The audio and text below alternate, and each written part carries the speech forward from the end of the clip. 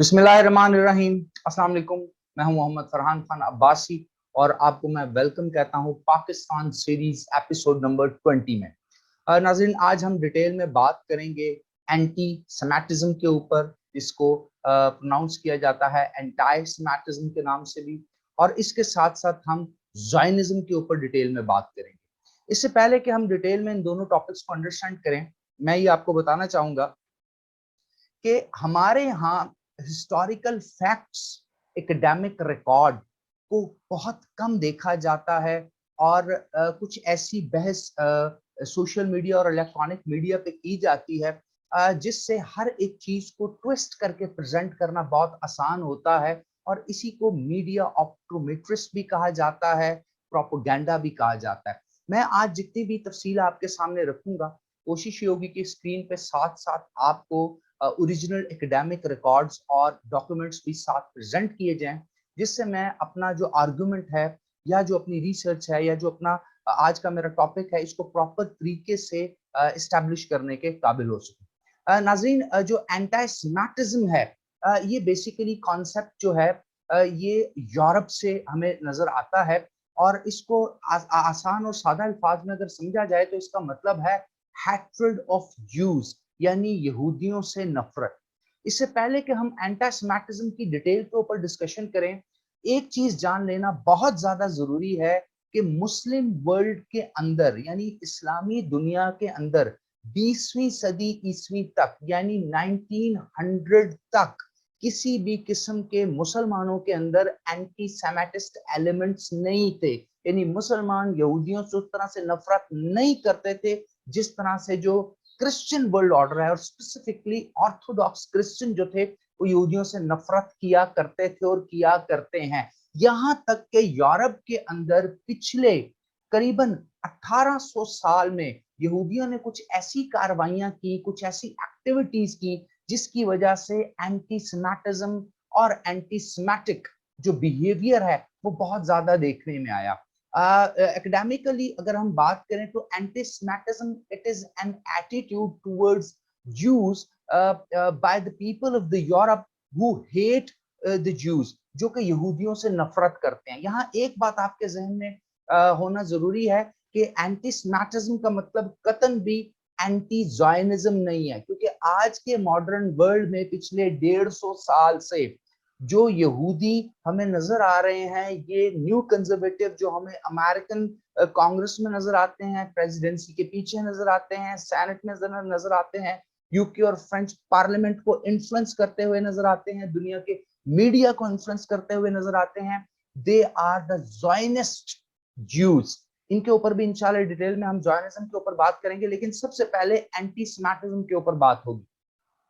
कहा जाता है कि इस वक्त अमेरिका में हर 10 में से एक शख्स जो है वो एंटी सेमेटिस्ट है, यानी यहूदियों से नफरत करता है। 2016 से ऑनवर्ड यूके के अंदर हर 10 में से 2 लोग ऐसे हैं जो यहूदियों से नफरत करते हैं। इसका मतलब यह हुआ कि 21वीं सदी के आगाज के पहले 21 सालों में जो एंटी सेमेटिक बिहेवियर है वो बहुत ज्यादा देखने में आया, और स्पेसिफिकली सिविलाइज्ड नेशन यानी अमेरिका, यूरोप, फ्रांस, यूके में बहुत ज्यादा देखने में आया। इससे पहले यूरोप में, ईस्टर्न यूरोप, सेंट्रल यूरोप और वेस्टर्न यूरोप में तो था। इंपॉर्टेंट चीज ये है कि क्यों ज्यादातर यूरोपियन एंटी सेमेटिक होते चले जा रहे हैं, या इससे पहले पिछले 1500-1600 साल में ऐसा क्या हुआ कि बहुत से जो यूरोपियन कौमें थी, नेशन स्टेट के कॉन्सेप्ट से पहले भी जो यहाँ पर एम्पायर सिस्टम था वो यहूदियों के खिलाफ था। बात शुरू होती है 7वीं सदी ईस्वी से, जब इस्लाम जो है, शरिया मोहम्मदी जो है सल्लल्लाहु अलैहि वसल्लम, इसको अरूज मिलना शुरू हुआ, और खिलाफत राशिदा में मुसलमानों ने बहुत ज्यादा कनकर करना शुरू किया, बहुत ज्यादा अपनी जो एक्सपेंशन है उसकी तरफ गए, और रोमन एम्पायर को भी कनकर किया। कहा जाता है कि जो रोमन एम्पायर के करता धरता थे, उस वक्त के जो किंग थे वो क्रिश्चियन थे, और कैथोलिक क्रिश्चियंस या क्रिश्चियनिटी को सपोर्ट करते थे, जिसकी वजह से बहुत ज्यादा रोम के अंदर और रोमन एम्पायर में जो ज्यूज थे इनकी परसिक्यूशन, मैसेकरिंग की जाती थी। और इसीलिए ये जो ज्यूज थे ये भेष बदलकर, जबान बदलकर जो थे अरब ममालिक में आकर के आबाद हो गए थे। और एक और बड़ी रीजन ये थी कि ये जो यहूदी थे ये मुसलमानों को इसलिए भी पसंद किया करते थे क्योंकि इनको ये लगता था कि जैसे ही इस्लाम गलबा पाएगा तो तब ये सुकून में आ जाएंगे और फिर उसके बाद ये अपना कॉन्स्पिरेसीज करेंगे, क्योंकि इनके लिए सबसे बड़ा खतरा उस वक्त क्रिश्चियन थे। लेटर ऑन हिस्ट्री में हम देखते हैं कि जब क्रूसैड्स का आगाज होता है, सलीबी जंगों का आगाज होता है, तो तब हमें यहूदियों का बड़ा इंपॉर्टेंट किरदार नजर आता है क्रिश्चियन वर्ल्ड ऑर्डर को, बैजेंटाइनी क्रिश्चियन वर्ल्ड ऑर्डर को एलिमिनेट करने का और मुसलमानों को दोबारा से 12वीं और 11वीं सदी ईस्वी में दोबारा से क्रिश्चियंस के साथ नबरदा आजमा करने के लिए, कंकर करने के लिए, फाइट करने के लिए, जंगो जदल करने के लिए। क्रूसैड में एक बड़ा इंपॉर्टेंट यहूदी राहब हमें तारीख के पन्नों में नजर आता है जिसका नाम है हरमंड। हरमंड एक ऐसा शख्स था जिसके ऊपर ये इल्जाम भी लगता है कि जो पहली सलीबी जंग थी उसमें उसने 70,000 से ज्यादा सिविलियन को मुसलमानों के हाथों ज़िबा करवाया, गाजर मूली की तरह कटवा दिया, और वो निहत्ते यहूदी उसके उकसाने पे, प्रवोक करने पर, और उनके साथ साथ क्रिश्चियन जो थे वो मैदान जंग में आ गए। ये भी कहा जाता है कि हरमट वो वाहिद शख्स है जिसने पोर्नोग्राफी का जो आगाज है उसी ने करवाया है। और उसके बाद जो मुस्लिम वर्ल्ड ऑर्डर में हशाशीन के नाम से सुसाइडर और खुदकश हमला आवरों का कॉन्सेप्ट हमें नजर आता है इस्लामी तारीख में, उसके पीछे भी कार फरमा है यही यहूदी ज़हन। नाज़रीन, 1324 और 1335 के दरमियान यूरोप के अंदर एक ऐसी बीमारी आई जिसको डार्क डेथ कहा जाता है, जिसमें आधे से ज्यादा यूरोप सफा हस्ती से ही मिटा दिया गया। तारीख ये बताती है कि इस डार्क डेथ के दौरान यहूदियों ने यूरोप में पाए जाने वाले जो कुएं थे जहां से लोग उस वक्त पानी पिया करते थे, उन कुओं में जहर मिला दिया था और आधे से ज्यादा क्रिश्चियन यूरोप जो था वो मार दिया गया था। इसके बाद लेटर ऑन हिस्ट्री की जब अगली हम कुछ सदियां देखते हैं जिसमें 15वीं 16वीं सदी हमें नजर आती है, तो यहूदियों को पोलैंड में आबादकारी की फिर इजाजत मिल जाती है। ये जो 13वीं 14वीं सदी में जब इन पे इल्जाम लगता है आधे यूरोप को जहर देकर कुओं में जहर पानी में मिला के मारने का, तो फिर इनकी परसिक्यूशन होती है। लेकिन इस वक्त ये जूस जो हैं वो हजरत याकूब अलैहिस्सलाम की नस्ल वाले जूस नहीं, बल्कि यहाँ पर इनके साथ अशकनाजी जूस हमें नजर आते हैं जो कि बाय रेस ओरिजिनली जूस नहीं है। यही वो अशकनाजी जूस हैं जो पोलैंड में आबादकारी के बाद कॉन्स्पिरेसीज करते हैं, और 1654 में यूक्रेन के अंदर एक बहुत बड़ी अपराइजिंग होती है जिसको कमल नट्स के अपराइजिंग कहा जाता है। बहुत कत्लो गारत होती है और इस पे भी इल्जाम जो जाता है वो इसी अशकनाजी जूस के ऊपर जाता है। फिर इनकी प्रोसिक्यूशन की जाती है, इनको वहां से निकाला जाता है, और 17वीं सदी में ये फिर यूनाइट होते हैं, इंटरेस्ट का बिजनेस शुरू करते हैं, इंडस्ट्री लगाते हैं और बिजनेस से पैसे वेल्थ अकोमुलेट करते हैं, सूदी निजाम, बैंकिंग निजाम पूरे के पूरे यूरोप में बिछाते हैं। और 1774 में इल्यूमिनाटी और फ्री मेसनरी के नाम से सीक्रेट ऑर्गेनाइजेशंस बनाते हैं जिसमें इनका पहला टारगेट हुकूमतों को गिराना होता है, क्रिश्चियन वर्ल्ड ऑर्डर को तबाह करना होता है। और एक और चीज याद रखिएगा कि 1618 से लेकर 1648 तक जो यूरोप के अंदर एक बहुत बड़ा कत्ले आम 30 साला हुआ था। फर्डिनेंड टू बोहेमिया के वो उस वक्त उस एम्पायर को जो लीड करते थे, जो बादशाह थे, उनके दौर में ये 30 साल कत्ले आम हुआ था जो प्रोटेस्टेंट और कैथोलिक क्रिश्चियंस के दरमियान हुआ था। इसका सेहरा भी इन्हीं अश्केनाजी ज्यूज को जाता है जो इसके कॉन्स्पायरेंट थे। कहा जाता है कि ज्यूज ने जब फ्री मेसनरी बना दी, इल्यूमिनाटी नाम की ऑर्गेनाइजेशन बना दी, तो फिर इन्होंने बहुत बेहतरीन किस्म की नेटवर्किंग करना शुरू की। डिफरेंट किस्म की गवर्नमेंट जो नेशन स्टेट के नाम पर अब बन चुकी थी, उन गवर्नमेंट्स के साथ मेल मिलाप किया। लेकिन इनके लिए अभी भी इनके रास्ते का सबसे बड़ा पत्थर जो था वो ऑटोमन एम्पायर यानी खिलाफत उस्मानिया थी। 1897 में पहली दफा थियोडोर हर्जल नामी एक शख्स ने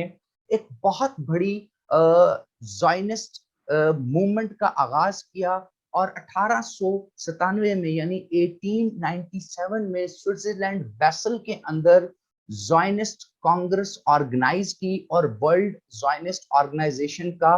قیام کیا. یہاں تک جو یہودیوں کا ورلڈ آرڈر کے بارے میں کانسیپٹ تھا یا جو یہودیوں کے ہاں ایک خصوصی قسم کا کانسیپٹ ہمیں نظر آتا ہے کہ وہ کسی بھی قسم کی ریاست سازی یا اسٹیٹ ہوڈ کے حق میں نہیں ہے. ان کا ماننا یہ ہے کہ ان کو فی الحال ویٹ کرنا ہے مسائے کا, اور جب مسایہ آئے گا تو ان کو ان کی اوریجنل ہولی لینڈ تک جانا ہے. لیکن اس زائنزم کے کانسیپٹ جو کہ تھیوڈور ہرزل کا کانسیپٹ تھا, اس سے اس یہودی کانسیپٹ میں آل ٹوگیدر ایک تبدیلی لائی گئی. وہ تبدیلی کیوں لائی گئی؟ جس طرح کہ میں نے آپ کو بتایا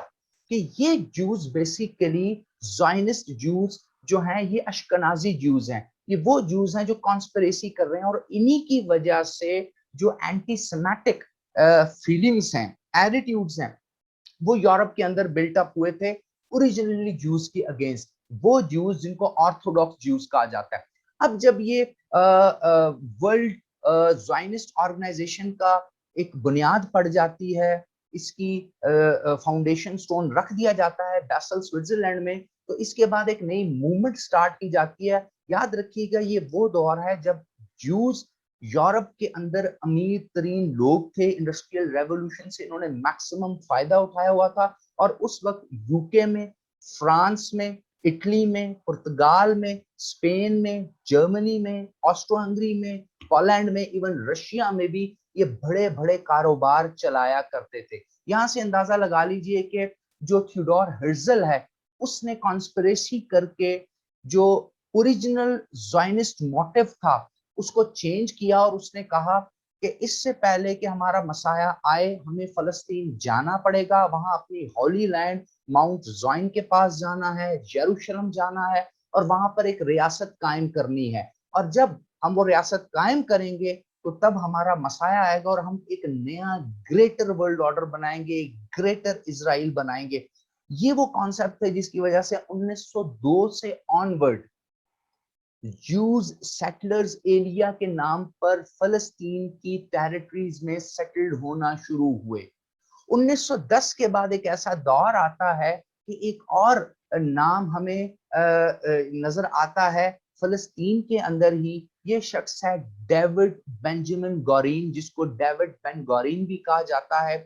یہ فلسطین کے اندر جو نیو آباداتی یا نیولی اسٹیبلشڈ چھوٹی چھوٹی کالونیز تھیں جوز کی, اس میں اس نے ملٹرائزیشن کی ایکٹیویٹی سٹارٹ کی, ان کو آرمامنٹ دینا شروع کیے, ان کی ٹریننگ شروع کی, ڈفرنٹ قسم کی تنظیمیں بنائی, عام ملیشیا بنایا, اور جو فلسطین کی لینڈ تھی وہاں پر ڈفرنٹ قسم کی آرگنائزیشن اسٹیبلش کی, اور پوری دنیا سے فنڈ ریزنگ کی, اور یہ کہا کہ پوری دنیا کے جوز کو اب یہاں پہ آ کے سیٹلڈ ہونا ہے. یہ وہی ٹائم ہے جب یو کے اندر جو نیو کانس تھے, نیو کنزرویٹو تھے, جن کو زائنسٹ کہا جاتا ہے, بہت زیادہ ایکٹیو تھے. اور یاد رکھیے گا یہ وہ دور ہے جب برٹن جو ہے وہ پوری دنیا پر راج کر رہا ہے, برٹن امپائر ہے دنیا پہ, اور دوسری طرف فرینچ امپائر, یعنی یہ جو بیلنس آف پاور کا کانسیپٹ ہے, دنیا 3-4 حصوں میں بڑے بڑی مملکتوں کے پاس اس وقت ڈیوائیڈڈ تھی. لیکن جو میں نے ابھی آپ سے عرض کیا کہ اس وقت جو زائنسٹ موومنٹ ہے ان کے سامنے صرف ایک ہی ٹارگٹ تھا, and that was the Ottoman empire, خلافت عثمانیہ. 1917 میں جب سیکنڈ ورلڈ وار اپنے عروج پہ جاتی ہے, جرمنی اور آٹومن امپائر یعنی خلافت عثمانیہ اکٹھے ہیں ایک دوسرے کے ساتھ, اور یہ جو ان کے اوپوننٹ ہے امریکہ ہے, رشیا ہے, فرانس ہے, اور اس کے ساتھ ساتھ یو کے ہے, ان سے جنگ میں مصروف ہیں. تو برٹن کے فارن منسٹر ایک لیٹر بناتے ہیں, ان فارن منسٹر کا نام بالفور تھا, تو بالفور کے نام سے وہ لیٹر دیا جاتا ہے, یہودیوں کو بھیجا جاتا ہے, اور اس میں ڈکلیریشن دی جاتی ہے کہ اگر یہودی پیسہ لگائیں اس جنگ میں, اگر یہودی ویپن خریدنے میں مدد کریں, اگر یہودی کانسپریسیز کر کے اس وقت آٹومن امپائر کو کمزور کریں, عرب ملک جو آٹومن امپائر کے انڈر ہیں جس میں سوریا ہے, جارڈن جس کو اردن کہتے ہیں, ٹرکی ایجپٹ, اور اس کے ساتھ ساتھ حجاز کا علاقہ ہے جس کو بعد میں سعودیہ عرب کہہ دیا گیا, اور اس کے ساتھ ساتھ لیبنان کا ایریا ہے، اگر یہاں جا کے ان عربز کے ساتھ یہ ڈیل کریں کہ یہ آزادی کے لیے موومنٹ کریں، یہ اپرائزنگ کریں آٹومن امپائر کے خلاف، ان کو آزاد ریاستیں بنا دیا جائے گا، اگر آٹومن امپائر اور جرمنی کو شکست ہوتی ہے تو اس صورت میں جو بالفور ہیں انہوں نے یہودیوں سے یہ کمٹمنٹ کی کہ یہودیوں کی جو سیٹلمنٹ سٹارٹ کی گئی ہے پیلسٹائن کے اندر اس کو ڈکلیئر کر دیا جائے گا، اور پیلسٹائن کو as a territory, war winning territory کے طور پر برٹن ان کے حوالے کر دے گا۔ بالکل ایسا ہی ہوتا ہے بالفور ڈکلیریشن میں، جب آٹومن امپائر گر جاتی ہے، جرمنی جنگ ہار جاتا ہے، آٹومن امپائر کے حصے کر دیے جاتے ہیں، تو وہ ایریا جو برٹن کے حصے میں آتا ہے اس میں پیلسٹائن ہے۔ اب اس فلسطین کے ایریے کو جو برٹن ہے وہ اوپن کر دیتا ہے، یہاں پر پوری دنیا سے جوز سیٹلرز کو لایا جاتا ہے، اس کے علاوہ سوریہ کو یعنی شام کو آزاد کر دیا جاتا ہے، جارڈن اردن کو بھی آزاد کر دیا جاتا ہے، ایجپٹ کو بھی آزاد کر دیا جاتا ہے، دوسری طرف السعود فیملی کے نام کے ساتھ سعودیہ عرب بنا دیا جاتا ہے۔ یہاں پر ایک اور بہت بڑی کانسپریسی یو کے کرتا ہے، کیونکہ یو کے جو انفلوئنس کر رہے تھے وہ زائنسٹ جوز، نیو کونز، نیو کنزرویٹو کر رہے تھے، اور وہ انفلوئنس کیا تھا کہ اگر زائنسٹ کو یا زائنسٹ جوز کو اسرائیل کے نام پر فلسطین میں آباد کر دیا جائے پہلی جنگ عظیم کے بعد، تو یہ جتنا بھی نیا ورلڈ آرڈر ہمارے سامنے آ رہا ہے جو کہ آٹومن امپائر کے ٹوٹنے کے بعد ہمارے سامنے مڈل ایسٹرن سٹیٹس سامنے ہمیں نظر آ رہی ہیں، ان تمام مڈل ایسٹرن سٹیٹ کو بیچ میں یہاں سے یعنی فلسطین سے، پیلسٹائن سے کنٹرول کرنا بہت زیادہ آسان رہے گا۔ اور ایک اور بات یاد رہے کہ 1930 کے قریب San Francisco United state of America کی ایک آئل ایکسٹریکشن کمپنی انہی علاقوں میں کام کرتے ہوئی اس رزلٹ پہ پہنچی تھی کہ اس عربین پیننسولا کے اندر بہت زیادہ فوسل فیول موجود ہے، جو کہ 1934 اور 35 میں جب سعودی عربیہ کے شاہ کے ساتھ یہ ڈیل کر لی جاتی ہے اور اس آئل کو ایکسٹریکٹ کر لیا جاتا ہے، اور پھر اس آئل کے اگینسٹ ایک نئی مڈل ایسٹ پالیسی ہمارے سامنے آتی ہے، پھر سیکنڈ ورلڈ وار ہمارے سامنے آتی ہے، پھر پراپر طریقے سے ہمیں ایک برٹش ڈکلیریشن مل جاتا ہے جس میں سے آلموسٹ 44% ٹیریٹری جوز کو دے دی جاتی ہے، زائنسٹ جوز کو 48% ٹیریٹری پیلسٹینین کو دی جاتی ہے، 12% یروشلم کی جو ٹیریٹری ہے اس کو انٹرنیشنل آکوپیشن اور یو این فورسز کے انڈر رکھا جاتا ہے، جو کہ بعد میں پھر اسرائیل کے حوالے کر دی جاتی ہے۔ تو یہ پورے کا پورا نقشہ جو میں نے اس وقت آپ کے سامنے کھینچا ہے، اس سے دو چیزیں ہمارے سامنے آتی ہیں کہ جو زائنسٹ جوز ہیں they are not the original orthodox Jews, number one, and number two, جو اینٹی سیمیٹزم ہے اس کا قطعاً مطلب اینٹی زائنزم نہیں ہے۔ اس وقت دنیا کے اندر جو فیلنگ اور جو ہیٹرڈ پایا جا رہا ہے وہ آرتھوڈاکس جوز کے خلاف نہیں بلکہ زائنسٹ جوز کے خلاف، فری میسنز، ایلومینیٹی یا امریکن کنٹرول کرنے یا امریکن کا جو پورے کو پورا فائنینشیل سسٹم کنٹرول کرنے والے international organization, U N O, I M F, World Bank, پورے کے پورے ان سٹرکچرز کو کنٹرول کرنے والے، پوری دنیا میں 200 سے زیادہ بڑی ملٹی نیشنل کارپوریشنز کو چلانے والے زائنسٹ جوز کے بارے میں اس وقت پوری دنیا میں اور اسپیسیفکلی یو کے، امریکہ اور یورپ کے اندر جو سینٹیمنٹس پائے جاتے ہیں وہ اینٹی سیمیٹک نہیں بلکہ اینٹی زائنسٹ سینٹیمنٹس ہیں۔ انشاءاللہ میری کوشش یہ ہوگی کہ میں نیکسٹ ویڈیو میں پیلسٹائن اور اسرائیل کا کانفلکٹ بھی ڈسکس کروں اور آپ کے ساتھ یہ بھی ڈیٹیل میں ڈسکس کروں کہ کس طرح بائی ڈیزائن آٹومن امپائر کو ختم کرنے کے بعد ٹرکی کو بھی ریسٹرکٹ کیا گیا تھا 100 سالوں کے لیے کہ ٹرکی بھی دوبارہ خلافت کی طرف نہیں جا سکتا، کیونکہ یہ زائنسٹ مائنڈ سیٹ تھا۔ زائنسٹ جتنے بھی زائنسٹ یہودی ہیں، اشکنازی یہودی ہیں، یہ یہودیوں کا لبادہ اوڑھ کے یہودیوں کے نام پر ایک نیا ورلڈ آرڈر بنانا چاہتے ہیں جو کسی صورت بھی اوریجنل آرتھوڈاکس یہودیوں کی فلسفی نہیں ہے بلکہ وہ اس کو نگیٹ کرتے ہیں۔ Ishu best of luck ji, thank you very much, اللہ حافظ و ناصر۔